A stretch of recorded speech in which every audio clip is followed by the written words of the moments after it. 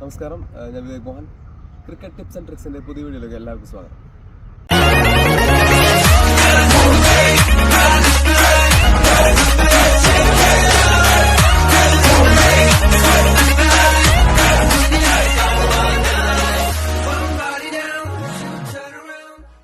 നമ്മുടെ ഇന്നത്തെ video batting സ്റ്റാൻസിനെ പറ്റിയാണ്.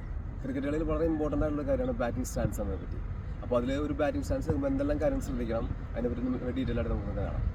അതിലൊന്നാമത്തെ പോയിന്റാണ് ബോഡി ബാലൻസ് ആൻഡ് സ്റ്റെബിലിറ്റി. വളരെ ഇമ്പോർട്ടൻ്റ് ആയിട്ടുള്ള ഒരു കാര്യമാണ് body balance and stability.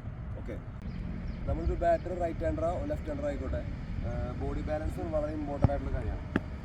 Okay, അപ്പോൾ ബോഡി ബാലൻസ് ശ്രദ്ധിക്കേണ്ട കാര്യം എന്ന് പറഞ്ഞാൽ നമ്മൾ വളരെ ഫ്ലെക്സിബിൾ ആയിരിക്കണം. നമ്മൾ ഒരു ബോളർ എവിടേക്കാണ് ബോൾ ചെയ്യുന്നത് ആ ബോളിലേക്ക് എത്താനായിട്ട് നമ്മൾ ഈസി ആയിട്ട് നമുക്ക് ആ ബോളിലേക്ക് എത്താനായിട്ട് ഒരു ബാറ്റ്സ്മാൻ സാധിക്കണം. ഓക്കെ, ഇപ്പോൾ ഒരു ഷഫിൾ ചെയ്യുന്ന ബാറ്റ്സ്മാൻ ആയിരിക്കും, അല്ലെങ്കിൽ ഒരു റിവേഴ്സ് സ്വീപ്പ് അടിക്കുന്ന ബാറ്റ്സ്മാൻ ആണെങ്കിലും ഈ ബോളർ എവിടേക്കാണ് എറിയുന്നത് അവിടേക്ക് ആ ബോളിലേക്ക് എത്താനായിട്ട് നമ്മൾ അത്രയും ഫ്ലെക്സിബിൾ ആയിരിക്കണം.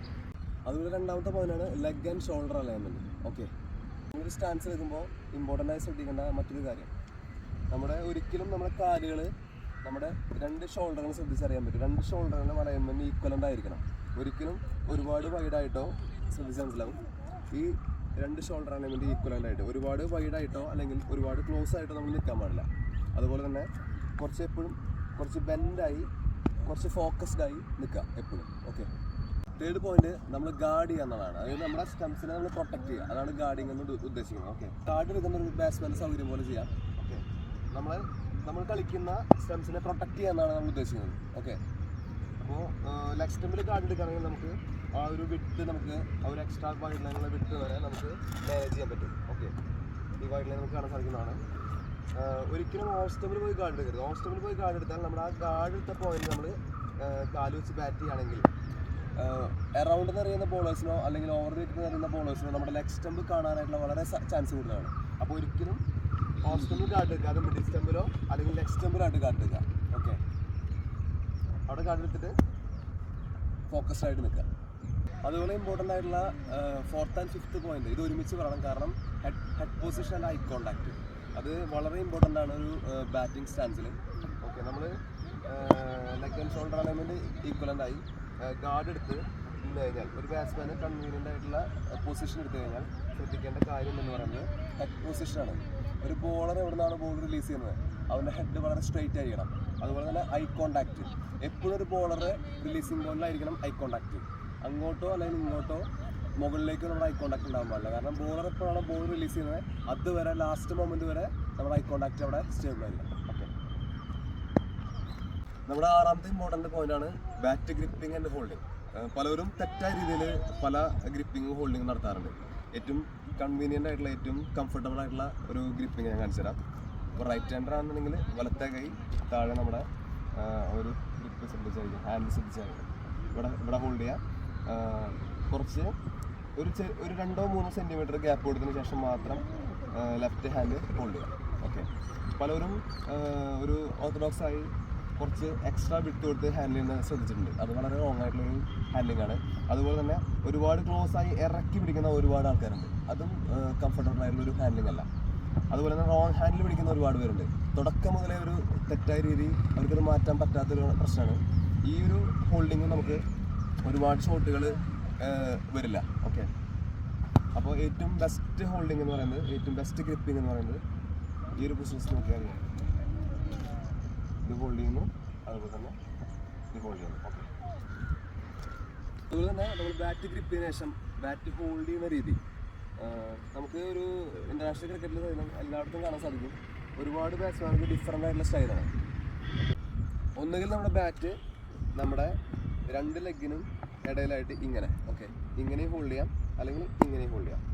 ഓക്കെ, ഈ ഒരു ഹോൾഡിങ് ഇവിടെ താഴ്ത്ത് വെക്കണമെന്നില്ല. നമ്മൾ ബാറ്റ് ഗ്രിപ്പ് ചെയ്തതിന് ശേഷം കുറച്ച് എയർ കൊടുത്ത് കുറച്ച് റൂം കൊടുത്ത് ഇങ്ങനെ ഹോൾഡ് ചെയ്യുന്നതായിരിക്കും ഏറ്റവും ബെറ്റർ. ഒരുപാട് ബാറ്റ്സ്മാർ കുറച്ച് ഇങ്ങനെ ഹോൾഡ് ചെയ്യുന്നുണ്ട്, കുറച്ച് ബെൻഡായി നിൽക്കുന്നുണ്ട്. അത് ബാറ്റ്സ്മാൻ്റെ കംഫർട്ടിനനുസരിച്ച് എങ്ങനെ വേണേൽ നിൽക്കാം. ഓക്കെ, ഏറ്റവും കംഫർട്ടബിൾ ആയ പൊസിഷൻ പറയുന്നത് കുറച്ച് ബാറ്റ് എയർ കൊടുത്ത് ഹോൾഡ് ചെയ്യുന്നതാണ്. കാരണം അപ്പോൾ നമുക്ക് ഈ ഒരു സോണിലുള്ള എല്ലാ ഷോട്ടുകളും കവർ ചെയ്യാനായിട്ട് പറ്റും. അതുപോലെ തന്നെ ഇമ്പോർട്ടൻ്റ് ഒരു കാര്യമാണ് ഹോൾഡിങ്ങിൽ നമ്മൾ എപ്പോഴും കുറച്ച് ഓപ്പൺ അപ്പായിട്ട് നിൽക്കാൻ ശ്രമിക്കുക. നമ്മൾ ഈ ഒരു പൊസിഷനിൽ കുറച്ച് ഓപ്പൺ അപ്പായി കുറച്ച് ഏരിയ കൊടുത്ത് ഈ ഒരു പൊസിഷനിൽ നമ്മൾ ബാറ്റ് ഹോൾഡിൽ നിൽക്കുകയാണെങ്കിൽ ഓവർ ദി വിക്കറ്റ് എറിയുന്ന ബോളേഴ്സിനാണെങ്കിലും അറൗണ്ട് ദി വിക്കറ്റ് എറിയുന്ന ബോളേഴ്സിനാണെങ്കിലും നമ്മുടെ ഒരു കംഫർട്ട് സോൺ ഈ ഒരു ആംഗിൾ ശ്രദ്ധിച്ചാൽ ഈ ഒരു ആംഗിളിലുള്ള ബോളുകൾ നമ്മൾ ഈസി ആയിട്ട് നമുക്ക് മീറ്റ് ചെയ്യാൻ സാധിക്കും. കവേഴ്സിലാണെങ്കിൽ ഈ ഷോട്ട്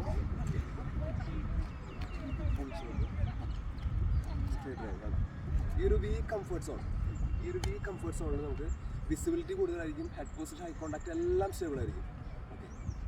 അതുപോലെ തന്നെ ബാറ്റ് ഒരുപാട് ഇങ്ങനെ ഇപ്പോൾ സ്റ്റീവ് സ്മിത്തിനെ പോലുള്ള ബാറ്റ്സ്മാനെ ശ്രദ്ധിച്ചാലും കിട്ടും, ഇങ്ങനെ ആട്ടി നിൽക്കണം. അതൊന്നും ഒരു തെറ്റായിട്ടുള്ളൊരു പ്രവണതയല്ല. അത് ബാറ്റ്സ്മാൻ്റെ കംഫർട്ടബിൾ സോൺ ഏതാണോ അവിടെ നമുക്ക് യൂസ് ചെയ്യാവുന്നതാണ്. അപ്പോൾ നമ്മുടെ അവസാനത്തെ ഇമ്പോർട്ടൻറ്റ് പോയിന്റാണ് focus the bowler until the ball release. ഒരു ബോളർ എണ്ണപ്പെടുത്തി വരുമ്പോൾ നമ്മൾ ശ്രദ്ധിക്കേണ്ട കാര്യം എന്ന് പറഞ്ഞത് ഒരിക്കലും നമ്മൾ പ്രീ ഡിറ്റർമിൻഡ് ഷോട്ടിന് പോകരുത്. അതായത് ഒരു ബോളർ റിലീസിന് ശേഷം മാത്രം നമ്മൾ ഷോട്ടിന് കമ്മിറ്റ് ചെയ്യാം. ബോളർ എണ്ണപ്പെടുത്തി കഴിഞ്ഞതിന് മുന്നേ നമ്മൾ ഒരിക്കലും ഷഫിൾ ചെയ്യാനോ അല്ലെങ്കിൽ റിവേഴ്സ് ഷോട്ടിന് പോകാനോ ശ്രമിക്കാതിരിക്കുക. കാരണം അങ്ങനെ പോയി കഴിഞ്ഞാൽ ഒരു ബോളർക്ക് ഈസി ആയിരിക്കും. നമ്മളൊരു ഷഫിൾ ചെയ്ത് ബോളർ ചിന്തിക്കും സ്റ്റംപിൽ ഈസി ആയിട്ട് നമുക്ക് ഒരു യോർക്കർ ഡെലിവറിയോ അല്ലെങ്കിൽ കംഫർട്ടബിൾ ഒരു ലെഗ് കട്ടറോ ഓഫ് കട്ടറോ അറിയാൻ പറ്റും. അതുപോലെ തന്നെ നമ്മൾ നേരത്തെ പറഞ്ഞ ഒരു പ്രീ ഡിറ്റർമിൻഡ് ഷോട്ട് ഒരിക്കലും പാടില്ല. അതായത് ബോളർ ഒരു ബോൾ റിലീസ് ചെയ്യുന്നതിന് മുന്നേ നമ്മുടെ ഇന്റർനാഷണൽ ക്രിക്കറ്റിൽ കാണാൻ സാധിക്കും, നമ്മൾ ബോളർ എൻഡിലോ അല്ലെങ്കിൽ ബാറ്റ് ആ ഒരു രണ്ടെൻഡിലും ഒരു ബ്ലാക്ക് ബോർഡ് നമ്മൾ സ്ഥാപിച്ച് കാണാൻ സാധിക്കും. അതെന്തിനാണെന്ന് വെച്ചിട്ടുണ്ടെങ്കിൽ ബോളർ ആ റിലീസിങ് ബോർഡ് നമുക്ക് അത്രയും ഫോക്കസ്ഡ് ആയിട്ട് ശ്രദ്ധിക്കാൻ വേണ്ടിയിട്ടാണ്. അപ്പോൾ ഒരു ബോളർ ലെഗ് കട്ടർ ആയിക്കോട്ടെ ഓഫ് കട്ടർ ആയിക്കോട്ടെ അവൻ എന്ത് ബോളാണോ ഉദ്ദേശിക്കുന്നത് അതായിക്കോട്ടെ, അപ്പോൾ അത് ആ റിലീസിങ് പോയിന്റിന് ശേഷം മാത്രം നമ്മൾ ഷോട്ടിന് കമ്മിറ്റ് ചെയ്യാം. അല്ലാതെ മുൻകൂട്ടി ഒരു ഷോട്ട് നമ്മൾ കമ്മിറ്റ് ചെയ്യരുത്. അപ്പം ബോളർക്ക് ഈസി ആയിരിക്കും ബാറ്റ്സ്മാൻ എന്ത് ചെയ്യാൻ പോകുന്നത്. അത് നമ്മൾ ഒരിക്കലും ബോളർക്ക് നമ്മൾക്ക് മനസ്സിലാക്കി കൊടുക്കരുത്. പ്രധാനമായും ഈ 7 കാര്യങ്ങൾ ശ്രദ്ധിച്ചാൽ നമുക്ക് ഒരു നല്ലൊരു ബാറ്റിംഗ് സ്റ്റാൻസ് ഡെവലപ്പ് ചെയ്യാൻ സാധിക്കും. അപ്പോൾ ഈ 7 കാര്യങ്ങൾ ശ്രദ്ധിച്ച് നല്ലൊരു ബാറ്റിംഗ് സ്റ്റാൻസ് ഡെവലപ്പ് ചെയ്യുക, നല്ല ഷോട്ട്സുകൾ ഡെവലപ്പ് ചെയ്യുക. അപ്പോൾ ഇതുപോലുള്ള ഇൻട്രസ്റ്റിംഗ് ക്രിക്കറ്റ് വീഡിയോസിനായി എന്നെ ഒന്ന് ഫോളോ ചെയ്യുക, എൻ്റെ ചാനൽ സബ്സ്ക്രൈബ് ചെയ്യുക. Thank you.